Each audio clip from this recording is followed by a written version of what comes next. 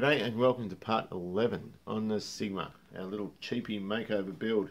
What have I done on this one? Done some painting, painted the engine bay, hasn't been cleared yet. Just went and touched a few things up after it finished, because when you start priming you get everything in one colour, all your imperfections start showing up. And of course I didn't take paint off, I only took off what needed to be taken off. I left the rest of it there and primed over it. So you'll notice I used a small touch-up gun and I didn't wear a mask outside. I'm going to probably hear about that, but the overspray was kept to a minimum and you could barely smell it, do you know what I mean? So, of course, when we bring it in to do the clear, we'll use a full-size gun and we'll mask up and do all the right stuff, if you know what I mean. So that'll be next time. So in this one, painting and some trimming, and what else did we do? A few other bits and pieces. Got the speaker grills for the back, chucked the back seat in, that's all in to stay, except the bottom part, which I have to take out again when I do the carpets. And I think I found a solution for the steering box problem I've got, and some power steering came available from a GK, which should fit well, although the steering column's shorter on them. So I think, or at least I'm hoping, I can just change the inner shaft to cater for that, but I haven't got it yet, so fingers crossed it doesn't get sort of sold from underneath me. Anyway, all good. Hope you enjoy. Right, so I'm outside doing something very dodgy. I started priming. Turn the gun right onto a little pinpoint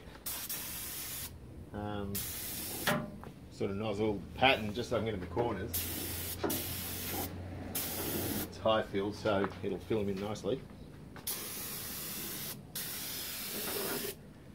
And normally on a restoration I would take this paint off because it's been coated before, but we're not doing that. We're doing it this way because it's a quickie, remember? Okie dokie. Let's have a look up here. Oh, look at that. Isn't it nice? Pull the hinges out. Do up them. So, that's where we're at.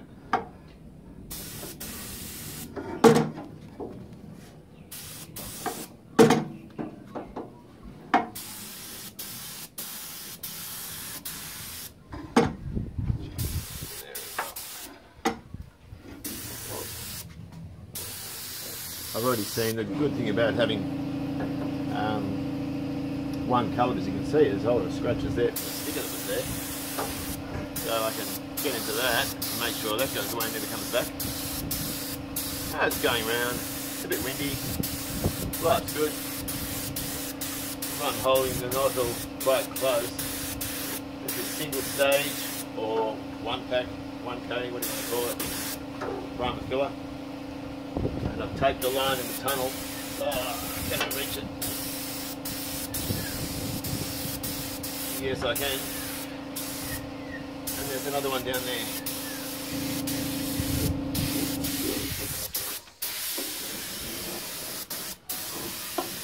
And so we've sort of etched, and we're just going through and doing this.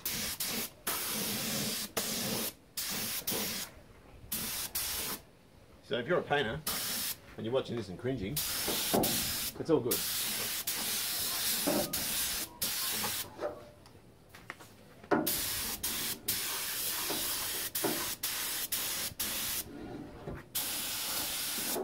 You can hear the paint now. Go in primer. Do you like it? I kind of like it. It's a bit rough in places. There, for example. Little bits of chip paint under there because I didn't take the paint off. I painted over everything that was sold and took off what wasn't. So a little fill job over the strut tower looks pretty good. Just a tiny little finesse here and here. There's seam sealer going up the side, so it doesn't matter much. It is dodgy seeing with paint's flaked underneath. Pardon me, new paint. So I'll just stop that up as well. I did miss there. Oh no, under there, sorry. So I've got to just reprime under there. And I think a bit in there. So that was pretty dumb. But you know what? Doesn't matter. So what we'll do, I'll let this go off a bit and I'll rub out some of the issues and refill some of the issues. That's not right there, but yeah, I don't know if it's worth doing, you know what I mean? On the whole, I'm pretty nonchalant about it, but not to the point where it's going to look absolutely awful. It has to look good. just won't look as good as the other cars I've done. But I'm not that fussed about that, do you know what I mean? So we've got the rear seat squab here, really loose. Of course, when you have the seat hanging vertically, which is where it goes, I'm sorry if there's any wind noise, it's pretty crummy, really. What I might do is recover it. I might just tie some of these just in a couple of points. For that we'll use netting clips. They're like hog rings, but they're not hog rings. I don't need more of them. Oops. I'm just using the correct pliers. The only difference between them and the normal C-clips or hog rings is these are blunt. So I'm just going to go through and just attach that to the spring. Give it some more stability. It probably could use a couple in there. Maybe one where the W clip is.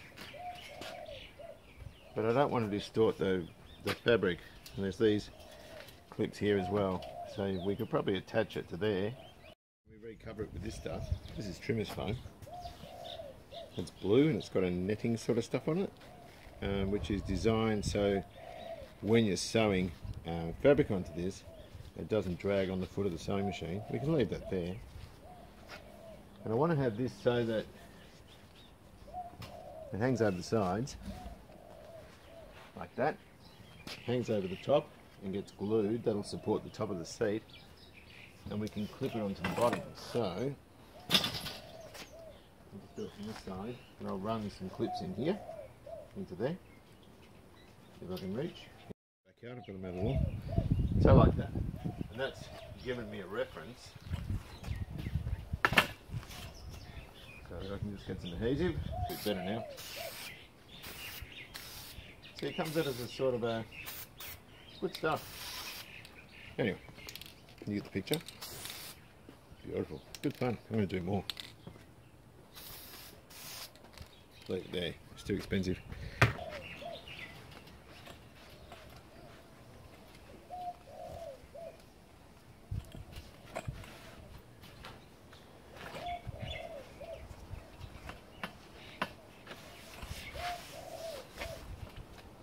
Perfect.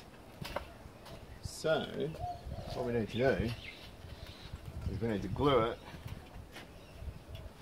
onto that steel ledge there. Bear in mind also the fabric is going to keep it adhered or adhered, depends who you speak to. Zip it up the side. And we'll secure that with the hog rings or C-clips, whatever you want to call them. Let's see how that looks, eh?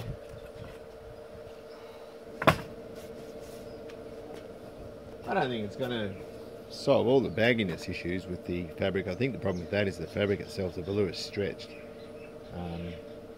within each panel where it's stitched, if you know what I mean. So no matter how much of this you put under, it'll pull the main part of the panel out, but it'll still have that loose stuff on the top. So I don't think we're going to cure that, but if we can improve it just a little bit, I reckon we've done a good job. But it sounds very positive.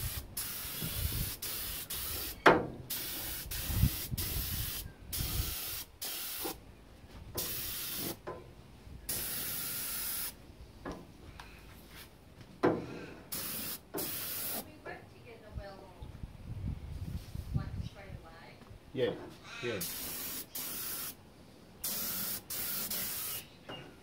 Am I nearly ready?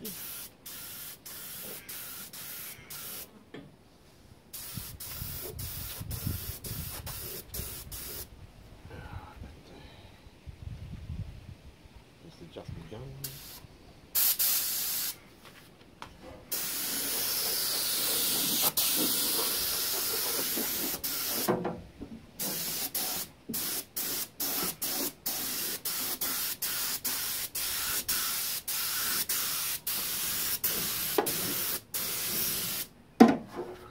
I'll tell you what, this is actually really difficult to paint. There's a lot of tight corners and stuff, particularly in these wells.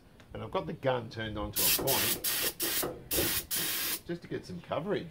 And like down here, I can come in through the rad support. I'm just trying to coat everything, and then I'll give it a sort of a a big coat all over, if you know what I mean, or at least I'll try and blend in the metallic then, but this is just, it's difficult.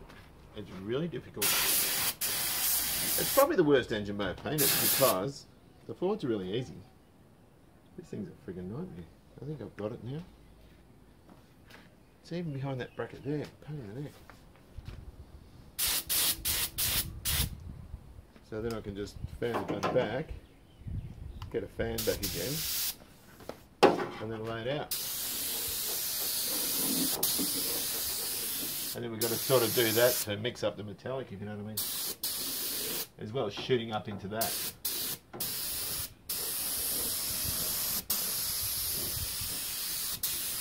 Good thing is I went in the car before, I opened the back door, and it actually doesn't smell of paint in there, so I know the masking off's working.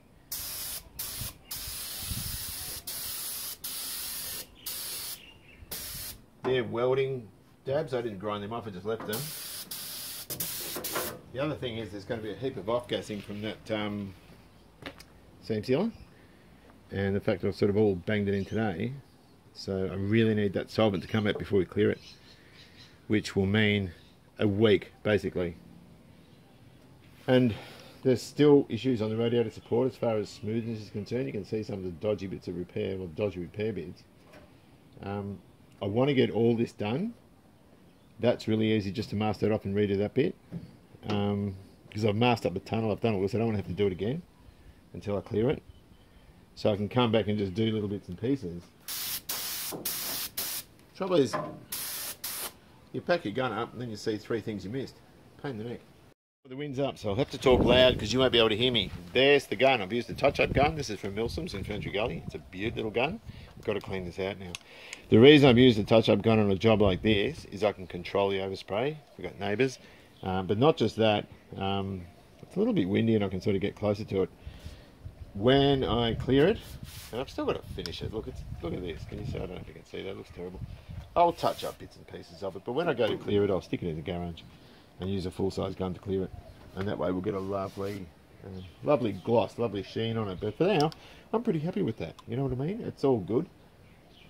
Of course, it could be better, but of course, it could be a more expensive car. As I said, the Falcons, the XC and the XW, I spent a lot more time preparing than this car. I just want to get this car on the road, make it look nice, get it driving, and then we're out of it, you know what I mean?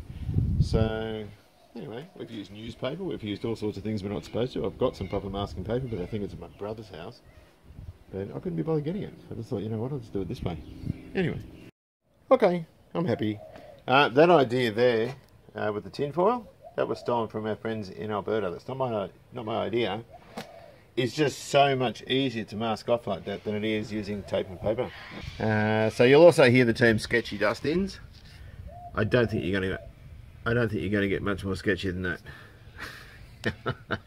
It's just all grotty under there. I'm just not cleaning that. I'm going to leave it. I cleaned up to where I wanted to paint it and primed it, but you know what? I didn't even get the line very good. But you won't see it. You're not going to see that, and I don't think it matters much. I wanted the engine bay to look good, and I did it so because I can't stand overspray on dirt like that greasy crap under there.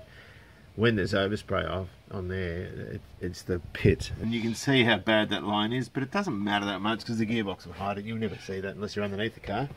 But I think that'll do it. I think we'll concentrate on some other things, and when this goes off and all the solvent and everything's bled out of it, we'll clear it, and it will look lovely. We can start reassembling everything. Beautiful. Check this out. Behind the shocker tower, Ford missed with the paint at the factory, and you can tell he's been working on Fords too long. I missed a bit. So I'm going to have to come and do that again. But there's going to be more videos. There's a video on this coming up very soon. I rebuilt the transmission in this in 91 or 92. A bit neglected, look at this. This cooler system in series on the car, we're going to get rid of that, put a PWR one on and do away with that altogether. I've seen a couple of transmissions fail, but that's over a long time. But I want to get that out of there, and so we'll do a video on that as well. I've got the cooler there. That was dealer fitted by Allen Coffey Motors in '79. It's never had the lines changed, although I did put a heavier cooler on it when I overhauled the transmission. Right, let's see if we can work this seat out. Goes that way. And you know what, it's worn, but it doesn't matter much, we'll figure it out. As long as it's a little bit better than it was, and even if it's not, I'm not going to change anything. But even that small amount of thickness that we've added to it is going to make some difference, I reckon. So, if I flick him over, you can see here that this is falling apart. The velour's still in good nick, but everything else around it's sort of knackered. We've got to bring that round. Where's it clipped to? It clips to this rail here. I just don't want to tear it. I'm paranoid about tearing it. So we'll make a start and see what happens. So it's got to be so careful because the material is, well, the foam at least is really rotted and worn out. They're the netting clips. I ran out, or I'm getting low on them. So $8.40 for how many? 500. And I've just got them at the hardware store. They're made for fences, but it's the same sort of thing. As I said before, these ones are just blunt, where normally they're quite sharp. To pierce the fabric, so I've got to be really, really careful with this because it's so rotted and so knackered. But I'm just going to start to clamp it on, and you can see where the sunburning is. The thing I'm concerned about is that the stitching in the actual velour itself isn't damaged, or might be damaged I should say. So I'm just going to go around and keep doing this and I'll be back. So secure the top, and it looks fairly good. I'm just going to stretch him down and get the bottom on. Just run it down. There should be plenty of material there because this is a quite loosely sprung seat. This listing here didn't have a Y, but I'm going to put one in. A bit longer. These are just spares from old seats and stuff that I've had. Because we've got more spring pressure in there, it will give it a more uniform pull, if you know what I mean. So, there we go. Got a couple of wires in there. So I'll push that one a bit further. That's good. That'll work. I think it's going to work because it is a bit tighter. We can just work it up, and that gives us plenty. So if you're watching this thinking to yourself, he's going to rip that, don't worry, I'm thinking the same thing. So we'll wire those in. I've got to open my other box and see.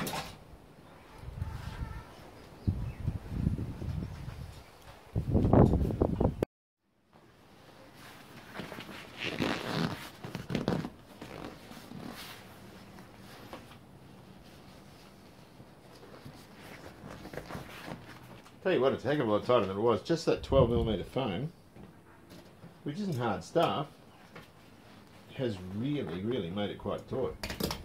Crap. Much more than I thought it would.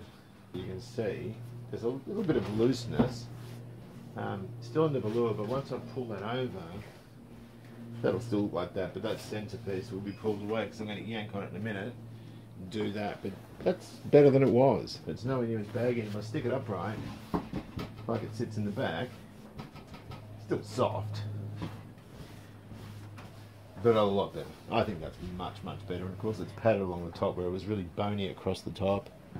Up here, you could feel it before. Well, now it's all padded and quite good. Parcel tray, freshly murdered by me. I dropped it, broke that off, broke the little tongues out, which I don't think is a big deal because when we push that down, it's clipped in that way. So it'll hold down anyway. So we've damaged it, but what do you do? The other thing we've done is it's snapped. Here, there. So I'll just glue just some strips there. That'll hold it for now. And the underlay's coming off, and it's in reasonable nick, so we'll use that again. And it's full of lumps and bumps, so I'm just going to leave it, but I'm not going to bother now. But I'm not going to leave it now, sorry. I think we'll undo the staples, take the underlay off, which is pretty easy. Just make sure we recover all these because they have a way of getting in your feet. Has that got them? I can still hear something there. There it is. Good. I think that's good. And we will repair this thing.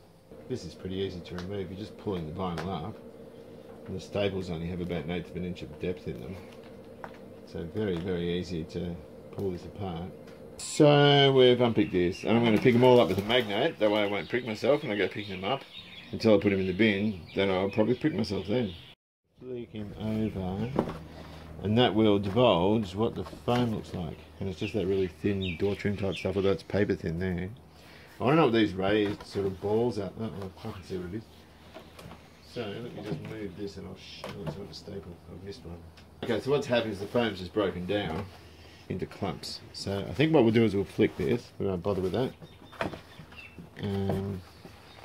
Yeah, I don't know. I'm just going to clean this up, but that's what's happened, so we can't reuse that. It looks awful. Particularly when light goes along it, it'll sort of show up in the vinyl.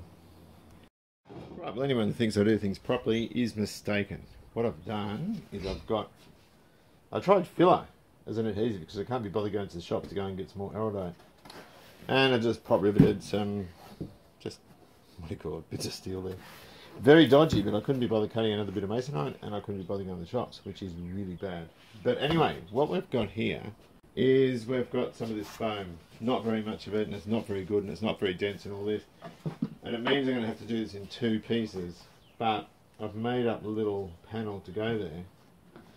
And I'll just glue it in place, just with a tiny bit of glue. As well as that area there. And then I can just wrap the vinyl around it. So, I'm going to glue that down. Yes, Charlie, what's wrong? Oh. I'm going to glue this down onto the masonite and cut another bit for over there, and I reckon we'll be good. I could have glued this, but I wanted staples on a more mechanical link, just to keep it taut, because there's not an awful lot of vinyl overhang, if you know what I mean, because I made the foam a bit thicker. And so I'm just going to go around stapling it.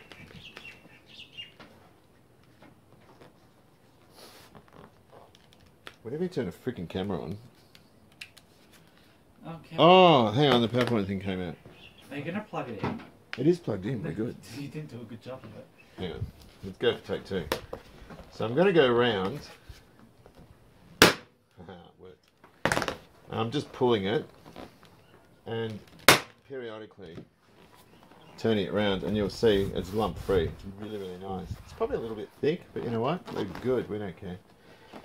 So I'm just going to continue, and just to make sure I don't get any wrinkles, probably going a bit overkill with the staples, but it won't come out again. And you know what? It's all good. The repair down here is dodgy. We know it's dodgy. You can see it, I can see it, but who cares? It's good. From the top you can't see it though. It's all fine. So what this means, this is quite thick, this material. These will pull down and they'll look fine. Once I repair that one, it's all good. Speaker grills will hold that in. It's going to be fine. And the clips and so forth. So look, it'd look really, really nice if we stuck some overall or a very small bit of transmission fluid on a rag or something like that, but I'm not going to do it because when the sun hits it, it will make a hazy film all over the back window. I don't want that. So I think we'll just wipe it with warm soapy water, stick it back in the car and we're good. Okay, I forgot to put the strip on the back and the underfelt, but now we're good. I'll just trim that back again. I might put another couple of staples in there. And we should be good to fit it back in the car. Right, so we're going to see how that goes. It looks pretty rough, but I've left all those gaps there because that's where your stitches go. The stitching's in the cover itself, like this. These ones here, they're quite wide. The only 2 listings are these 2 that go sort of in those centre sections there to pull the trim down. I don't want to go around the side because I think we're going to run out of real estate on here, which means I'm a bit dubious about how much foam we put on. As we said before, it's only 12mm, but it makes a heck of a difference. So I think I'll just go wash my hands and start fitting that. Hang on, I've got this in the wrong spot. What's there?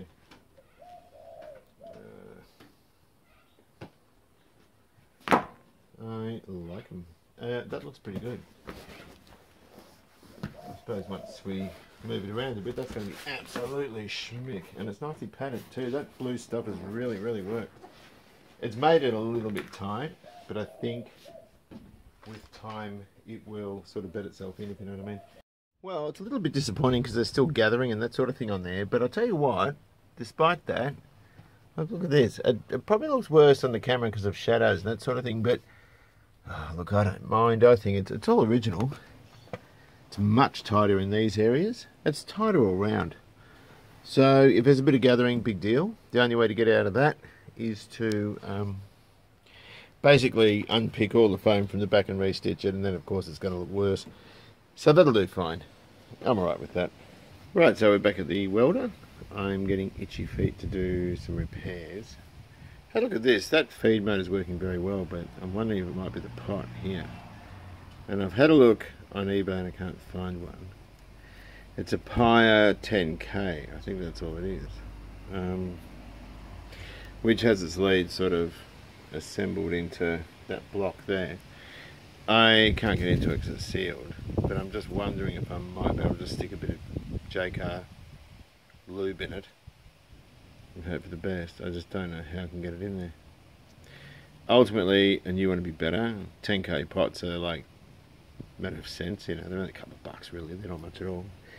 It needs to be a right angle one like that so I can fit in behind that board. So I've whacked a hole in the side of it. This is pretty dodgy. I don't know if you can see it. Hang on, I'm just going to try and hold it. And I reckon I can get my nozzle of J-Car magic stuff to go in. I can't do it with one hand. Now this is a cheap part. This is not an expensive part. It's just screwed in. It's got a couple of leads on it, screwed in to that board. And you've got these little insulators here. It's similar potentiometer. I think it's just a 10K pot. So I'm tipping it's only a few dollars really. But it does an important job. This is the difference between a nice weld and a really, really crummy one. So being sealed, I tried to jimmy up the edge and get some lube in, but it wasn't going to work. So I popped a hole in there. You can see the potentiometer doing what it's supposed to do, or at least we hope it is. And we go for our J-Car magic fluid. So I'm going to pop this in a position where that hole looks more open, and we'll give it an injection. And we saw it just went through everything and popped out the sides. This is a solvent with a lube in it, so we'll just let that sit, and then we can just stick him back under here and reconnect it all, and I'll power this up without the cover and just check the gun to make sure it's releasing electrode at the speed I want it to. Sorry about the wind noise. I think we've had some success. Very consistent, and this thing's rotating the way it should be. If I turn that up a bit, that's what it's supposed to do. It's consistent in the way it's rolling. So we know we need a new pot. We've drilled a hole in the side of it. We've checked. We put a new nozzle in there just before it gave out. It doesn't look new, but it is. And we know that's free in there. It's not dragging at all. Everything in here looked alright, so that's the reason I went for the pot. We've knocked a hole in it. We've filled it up with J-Car stuff, so it's temporary. When potentiometers play up, they start playing up, and they're going to do that for a while. So the best thing to do is to order a new pot. We can use this for now, but I'm just a little bit dubious when we start welding the guards. We have to be really careful with that because I want it to be perfect. So we just need to be careful. But at the end of the day, it's a $5 fix, and we've had a win. This is all a bit of a pain. It's all pitted. Check out inside the sill though. It's absolutely spotless. If you can see down there, everywhere you look in there is mint, and that's just all this damage on the outside is just because of the way that guy stuffed it with filler and foam rubber. Right, we're running out of daylight, so I have to talk quickly. I've touched up behind there where I missed. This is okay, a lot better than it was. So that's all painted. It's just got to be clear coated. The front is going to be brush painted. That way we won't get overspray everywhere, and you don't really see any of the radiator support or the core support. Hopefully the wind's not bothering you, but I'm going to brush paint that. There's seam sealer and stuff. I haven't done that particularly neatly, but I don't particularly care either. So that's all pretty good. I'll just let it go off a little bit more, you know, really harden off, and then I'll clear it. So I'll get that done for the next thing. This is a stuff up. I thought these guards went in further. I didn't realise this was all open. And so I didn't do anything about it. Look. So I'm going to have to redo something about that. They're just hanging there with a couple of bolts. Because I wanted to paint inside there so it would match the engine bay. But that looks absolutely crap. And look at this. Look how far that's sitting up. Going to have to do something about that. Not sure what yet. Yeah, looking alright. I've done, I shouldn't have put this on, I've done a rust repair down there. Just left some of the surface rust there because I think it'll be alright. Otherwise you're really stitching it up. The speaker grill's rocked up. Woohoo! Look at that. So the parcel tray's in. The back seat though, whoa, hang on a second. The back seat's not so nice as the front ones. You can see some gathering there on the fabric. But it's going to be alright. Once we put the louver in, you won't see any of this. Speaker grills encroach on those little brackets there. Whoops. But they're not too bad. I can live with that. As I said, by the time it's got its rear Venetian in, no one's going to give two hoots. Seat belts are all in, and that's all finished in there. Including the blanks on the tops of the seat belts and the lights and all that sort of stuff. So, that's all good. What else did I need to say? Right, hang on a sec. Repadded the front seats. Again, we got a tiny bit of gathering. I reckon I can get a lot of that out just by working it. I haven't heated any of the vinyl up with a hairdryer. But if you see there, the bolster was knackered there. I probably went too far with that one, but they were so baggy before. I think they've turned out fine. There's a little bit of... Well, that's fairly straight. Hang on a sec, where is it? Oh no, that's not too bad. Hang on, I'll just move them. Oh, here. There's a little bit of gathering, but again, I reckon if I pull that, I didn't repad the sides though. At the end of the day, this is almost 40-year-old vinyl. I reckon I can work that a bit better. I'll heat it up with the hairdryer, stretch it around the back. I reckon we can do something with that. At the end of the day though, for original trim, I don't reckon it's too bad. There's a listing behind here which would put that down, but it meant gathering all the top there and I didn't want to. It's only held in by one hog ring in the centre. But you know what? They actually look better in person than they do on a camera. A camera's picking up all that, which isn't immediately obvious when you first look at them, particularly in person. So I think that's the driver's one, is it? No, that's the passenger one. This is the driver's one. I think, yeah. I think it is. I can't get my lefts and rights right. These covers I've still got to put on, and that's the one, I think that's the driver's one there, and that one's sort of, I didn't get all that sort of marking out, but yeah, that's the passenger one there. I think they're going to be alright. So the whole job's been done outside. In the next video, I want to clear this, I want to have that all painted, all the black bits, and I want to be fitting this out. And that's going to make life a lot easier. We'll put the lights back in and, really make it sort of look more like a car again. I also will be cutting off the bottom of those guards. We're going to fill up where those, or take back, because there could be some surface rust and crap there, I'm not really sure. We've got to take all that back, find out what's behind it, and we'll just do a little bit of touching up in these areas here, just to get us through roadworthy and make it look a little bit more presentable. But the other thing we've got to do is we've got to have a look at these. The driver's seat, you can see is all torn there. And we had some chafing, yellow sort of foam, dandruff kind of stuff on the floor. I don't know which one it was. We can get around that by putting some hessian down between the springs and the padding. I'm in two minds. I'm thinking about going and hitting that pick apart Sigma again and seeing if the seat padding's any better in that.